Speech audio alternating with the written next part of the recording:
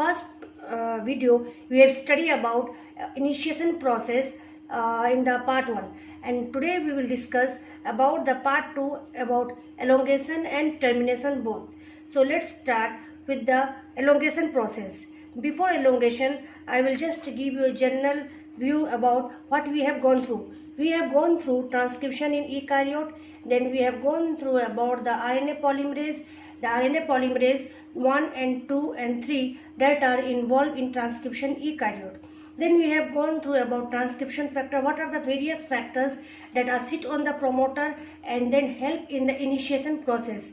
So what are the different factors are there, then what is promoter and what are the site of the promoter. Then we have also discussed in the last video about the transcriptional complex.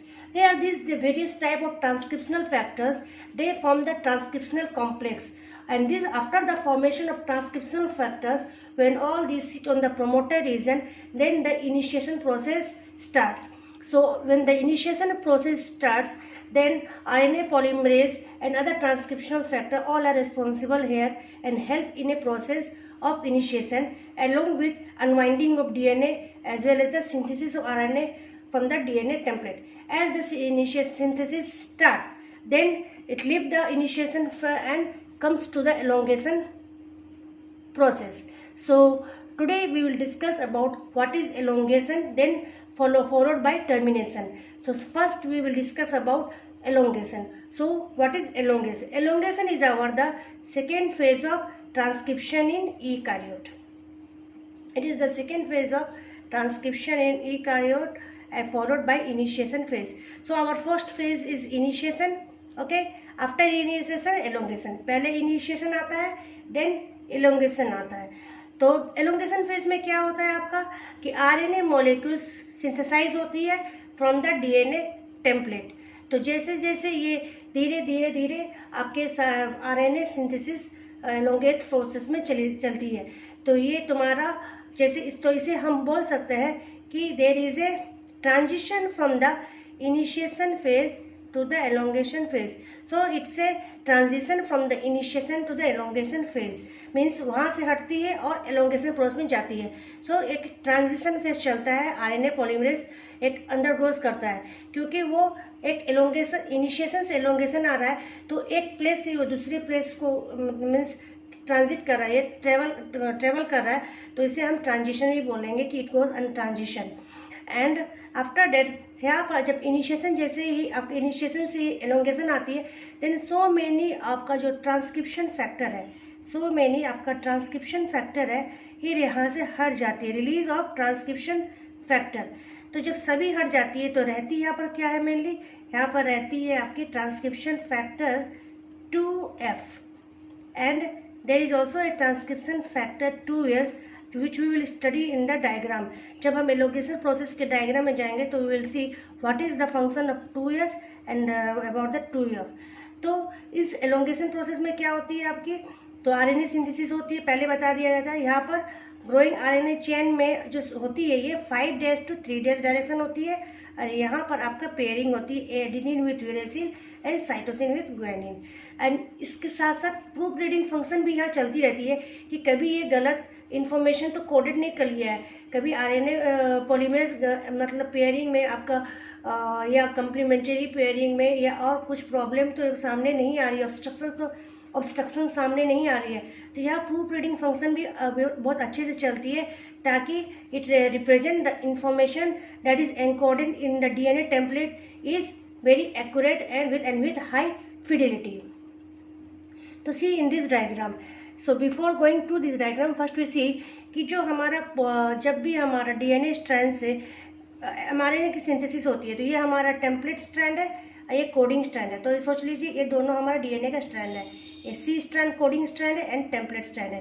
तो ये जो RNA की synthesis हो रही है ये आपकी template strand से हो रही है फ्रॉम दिस स्ट्रैंड. तो यहाँ हम देख रहे हैं टेम्पलेट स्ट्रैंड में अगर T है तो यहाँ A बनाएगी, और यहाँ पर अगर A है तो यहाँ पर U बनाएगी, because A pairs with U and C pairs with G. तो इस तरह से ये RNA की सिंथेसिस होती है. इसका डायरेक्शन हमारा होता है 5' to 3'. तो हमेशा फ्रॉम द टेम्पलेट स्ट्रैंड, और जब भी ये होती है तो यू विल सी ऑल्सो कि ये strand that is your RNA की जो स्ट्रैंड है it is much similar to your coding strand. जो एमआरएनए सिंथेसिस होती है, ये जो सिंथेसाइज करेगी ये very much similar to the coding strand, except T के जो हमारा टी की जगह में आपका यू आ जाती है, and all other strand is very much similar. In place of T there is U come.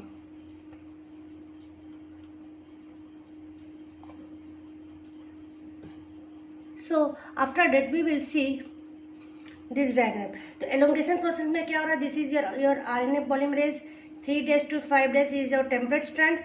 हमारी ये mRNA की synthesis हो रही है 5 days to 3 days. Enzyme is our RNA polymerase. तो जैसे जैसे RNA polymerase आगे की तरफ मूव करती जा रही है तो वे आपका एमआरएनए की सिंथेसिस भी कर रही है, जिसे हमें प्री एमआरएनए ट्रांसक्रिप्ट भी बोलते हैं। तो यहाँ जैसे ही ऑब्स्ट्रक्शन आ गया इन डीएनए स्ट्रैंड, तो ये क्या करती है अलोंग विद, तो ट्रांसक्रिप्शन फैक्टर 2F हेल्प करती है मूव करने के लिए आगे। It help in the synthesis of RNA, but transcription factor 2S तब आती है तब जब देयर इज ऑब्स्ट्रक्शन, और ये ऑब्स्ट्रक्शन को हटाती है। कैसे हटाती है? Transcription factor 2S it help in removing the obstruction, help in removing the obstruction। तो ये किस तरह से ऑब्स्ट्रक्शन को रिमूव करती है? By cleavage at 3 days end. तो ये आपके 3 days एंड में क्लीवेज करा देती है। क्लीवेज के होने के बाद, क्लीवेज जैसे ही हो जाती है तो ये क्लीवेज करके हाइड्रेटिक क्लीवेज कराती है, बैक ट्रैक जाती है, पीछे की तरफ होती है, and then again backtrack होती है, and then it move forward. तो इस तरह से ये आपका एलोंगेशन प्रोसेस करा रही है। पहले क्लीप कर देती है 3 days से, कोई भी अगर ऑब्स्ट्रक्शन आता है तो क्लीप कर देती है पीछे की तरफ, देन इट मूव बैकवर्ड जाके अगेन इट मूव फॉरवर्ड। तो इस तरह से ये प्रूफ रीडिंग करते हुए आगे की तरफ बढ़ती है। तो in this way the elongation process take place. After that termination आता है। तो टर्मिनेशन हमारा क्या है? टर्मिनेशन तभी आता है when it give the termination signal. Termination signal आता है या उसका एक सीक्वेंस होता है जिसकी वजह से it give the signal to terminate. Then cleavage होता है आरएनए मॉलिक्यूल का, फिर पॉली रिलेशन होता है। After all this then release of mature RNA होती है बाय एमआरएनए प्रोसेसिंग के द्वारा। तो हमारा ये 2 टाइप के फैक्टर इन्वॉल्व होते हैं, factor dependent and factor independent, but we will study here about the termination by this factor dependent. तो फैक्टर डिपेंडेंट प्रोसेस में हम देखेंगे इट इज़ डन बाय, अगर आरएनए पॉलीमरेज 1 जब करता है आपका termination by specific termination factor which is resemble to the rho factor of prokaryote. तो आरएनए पॉलीमरेज इस तरह से करता है, लेकिन we will mainly go on the RNA polymerase 2। तो what happen in case of RNA polymerase 2? Transcription का termination होता है तो ये 2 टाइप की प्रोटीन ये जरूरत होती है। ये 2 टाइप की प्रोटीन कहाँ पाई जाती है? कार्बोक्सिलिक टर्मिनल डोमेन CTD में ये पाई जाती है। It is carried by CTD। एक होती है आपकी CPSF that is cleavage and polyadenation stimulating factor, another is CSTF that is cleavage stimulating factor। जो cleavage stimulating factor after that it recognize poly A signal in the transcribe RNA and recruit other protein to carry out RNA cleavage। तो इस तरह से ये करती है। तो यहाँ 2 फैक्टर इन्वॉल्व होते हैं, CPF and CSTF that are involved in a cleavage as well as the polyadenation, and it recruit other factor poly A, जैसे poly A polymerase to add the poly A tail so that in the 3 dash site will be protected। 5 dash cap during the elongation process 5 dash capping हो जाती है, लेकिन the termination during the termination process तो आपकी पोली ए addition भी होती है, तो 3 days एंड को प्रोटेक्ट करने के लिए। तो फैक्टर इंडिपेंडेंट टर्मिनेशन में हम देखेंगे आरएनए पॉलीमरेज 3 एक टर्मिनेट ट्रांसक्रिप्शन करती है विदाउट द इन्वॉल्वमेंट ऑफ कोई, यहाँ से कोई, जब आरएनए पॉलीमरेज 3 जब टर्मिनेशन करती है तो there is no involvement of additional factor. Poly T से टर्मिनेशन सिग्नल आती है जो पॉलीमरेज 3 को रोक देती है, पॉज कर देती है, cause it to backtrack hairpin loop formation कराती है to became a dead end complex. and in the diagram we will see this one factor dependent termination. Along with the diagram we will discuss how the termination take place by the RNA in case of RNA polymerase 2. और ये दो model यहाँ describe किया गया है जो ये बताती है कि किस तरह से टर्मिनेशन होती है. पहला हमारा मॉडल है, आपका नाम है allosteric model. Second is our torpedo model. Allosteric model में यही बताती है कि जब भी आपका टर्मिनेशन सीक्वेंस आती है तो डिसअसेंबली ऑफ एलोंगेशन फैक्टर हो जाती है और असेंबली ऑफ टर्मिनेशन फैक्टर आ जाती है. जितने भी टर्मिनेशन फैक्टर है वे आके असेंबल हो जाते हैं, जिससे आरएनए पॉलीमरेज के कन्फर्मेशनल चेंजेस हो जाता है and that's why it led to the termination. Torpedo model हमें ये बताती है कि 5 days to 3 days एक्सोन्यूक्लियस एक डिग्रेड करता है सेकेंड आरएनए को. फर्स्ट आरएनए फॉर्म होने के बाद then again there is a cleavage हो जाता है. क्लीव होने के बाद भी एलोंगेशन रहता है, कुछ आरएनए पार्ट रहता है, तो उसको फिर सेकेंड बार क्लीव किया जाता है. तो सेकेंड आरएनए जैसे एमएज होती है तो फ्रॉम द एलोंगेशन कॉम्प्लेक्स से तो पॉलीमरेज एंजाइम यहाँ पर रिलीज हो जाती है, कन्फर्मेशनल चीज आ जाती है पॉलीमरेज एंजाइम में. एंड एक देयर इज एक्सोन्यूक्लियस एक्टिविटी होती है जिससे द सेकेंड आरएनए डिग्रेडेड हो जाती है और पॉलीमरेज सेपरेट हो जाती है, पॉलीमरेज एंजाइम. तो इस तरह से ये टॉर्पीडो मॉडल डिस्क्राइब करती है. तो first come and look with along with the diagram to describe how the termination take place. So we will look through this diagram how the termination involve. See यहाँ polymerase 2 enzyme के में बताया गया है कि टर्मिनेशन कैसे होती है. टर्मिनेशन, ठीक है. टर्मिनेशन में अभी हमने पढ़ा जो CTD है, कार्बोक्सिल टर्मिनल डोमेन, ये क्या है, आरएनए पॉलीमरेज की पूंछ में लगी है CTD डोमेन. एंड यहाँ पर क्या होती है, C टर्मिनल है एंड यहाँ पर आपके दो टाइप के प्रोटीन रिक्रूट होते हैं, एक बोलते हैं CPSF, एक है CSTF. तो ये दो प्रोटीन होते हैं जो हमारे आरएनए में during terminations when the sequence come. तो कौन सा सीक्वेंस आती है, टर्मिनेशन सीक्वेंस आती है तो वो सिग्नल देती है टर्मिनेशन. तो सीक्वेंस क्या है, तो हम देख रहे हैं एमआरएनए में यहाँ पर AAUAA है. इसका मतलब डीएनए टेम्पलेट जो है, डीएनए का जो टेम्पलेट है, ये टेम्पलेट है डीएनए का.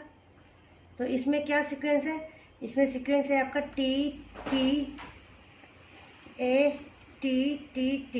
अगर ये इसमें है तो एमआरएनए में हमारा क्या आएगा सीक्वेंस, AAUAAA. इस तरह से सीक्वेंस आएगा एमआरएनए में.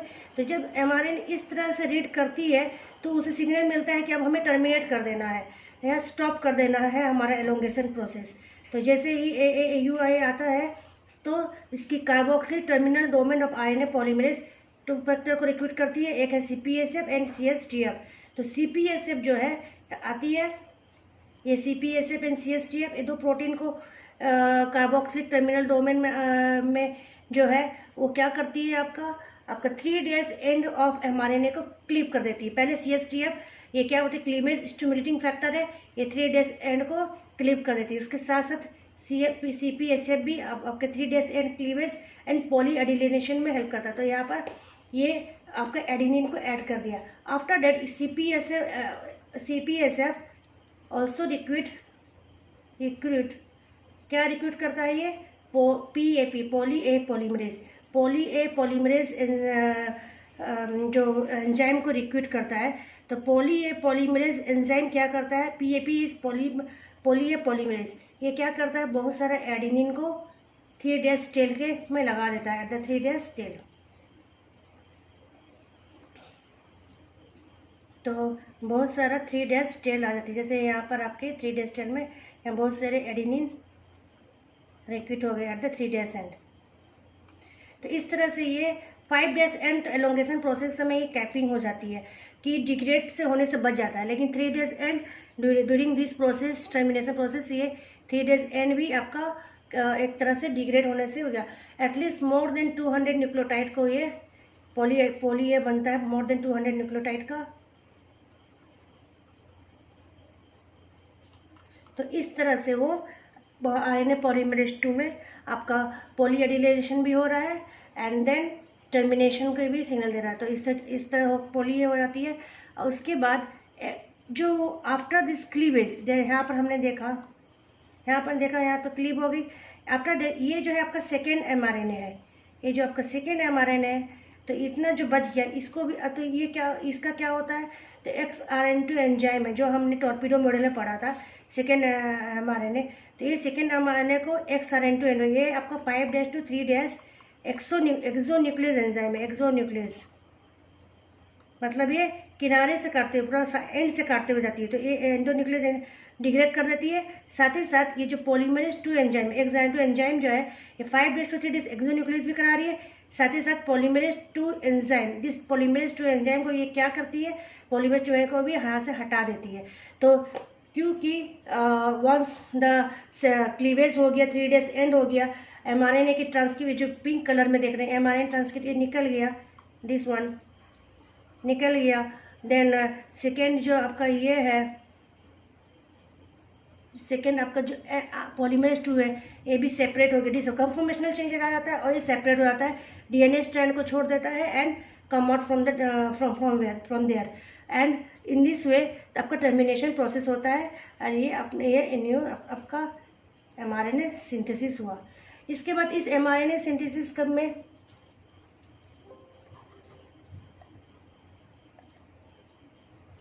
इसके साथ इस mRNA सिंथेसिस का भी, इस mRNA सिंथेसिस में भी आपका प्रोसेसिंग होती है, जिसको हम बोलते हैं mRNA प्रोसेसिंग। तो mRNA प्रोसेसिंग की होना भी ज़रूरत है to form a mature mRNA।